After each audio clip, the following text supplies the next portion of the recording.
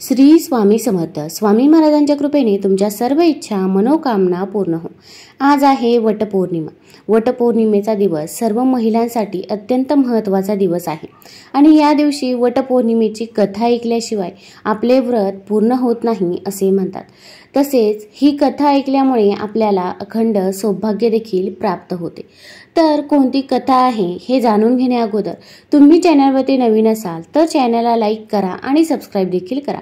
कमेंटमध्ये श्री स्वामी समर्थ किंवा ओम महालक्ष्मी नमः लिहायला विसरू नका. प्रसिद्ध अश्वपती हा भद्रा देशाचा राजा होता. त्याला बालसुख मिळाले नाही. यासाठी त्यांनी 18 वर्षे कठोर तपश्चर्या केली. त्यानंतर सावित्री देवींनी कन्यादानाचे वरदान दिले. त्यामुळे जन्म घेतल्यानंतर मुलीचे नाव सावित्री ठेवण्यात आले.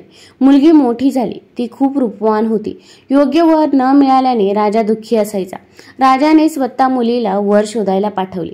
जंगलात तिला सत्यवान भेटला. सत्यवान हा शाल्वराजाचा द्रुमत्सेन नावाच्या अंध राजाचा मुलगा होता.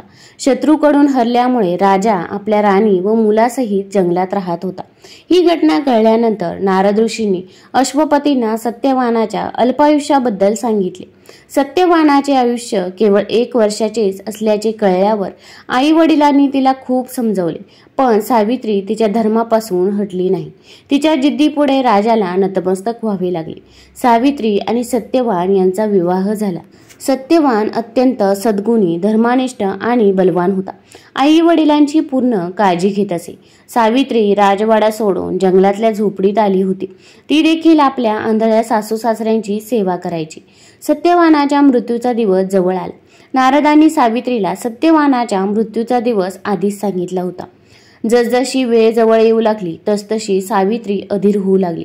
तिने 3 दिवस आधीच उपवास सुरू केला. नारद मुनींच्या सांगण्यावरून पितरांची पूजा केली.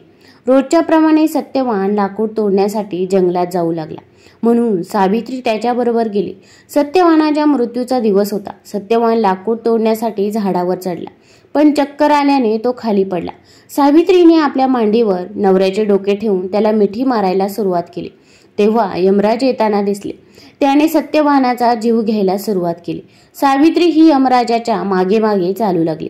त्याने खूप नकार दिला, पण सावित्री म्हणाली, माझा नवरा जिथे जातो तिथे मला जायलाच हवं. वारंवार नकार देऊनही सावित्री मागे पुढे चालत राहिली. सावित्रीची निष्ठा आणि पतीची भक्ती पाहून यमाने तिला 3 वरदान दिले. एक वर म्हणून सावित्रीच्या आंधळ्या सासू सासऱ्यांना डोळे दिले. दुसरे वर म्हणून तिला हरवलेले राज्य दिले. तिसरे वरदान म्हणून सावित्रीने संतान प्राप्तीचे वर मागितले. कोणताही विचार न करता यम प्रसन्न झाला आणि तथास्तु म्हणाला. वचनबद्ध यमराज पुढे सरकू लागला. सावित्री म्हणाली की भगवंता, मी एक सद्गुणी पत्नी आहे आणि तू मला संतान होण्याचे वरदान दिले आहे. हे ऐकून यमराजाला सत्यवानाचे प्राण परत करावे लागले. सावित्री त्याच वटवृक्षाजवळ आली जिथे तिच्या पतीचा मृतदेह पडला होता. सत्यवान जिवंत झाला. आई वडिलांना दिव्य प्रकाश मिळाला आणि त्यांचे राज्यही परत आले. अशा प्रकारे सावित्री सत्यवान दीर्घकाळ राज्याचे सुख उपभोगत राहिले. सत्यवानाचे प्राण सावित्रीने वडाच्या झाडाखालीच परत मिळवले. या कारणामुळे ज्येष्ठ महिन्यातील पौर्णिमेला स्त्रिया वडाच्या झाडाची पूजा करतात, उपवास करतात व वट सावित्री व्रत आचरतात.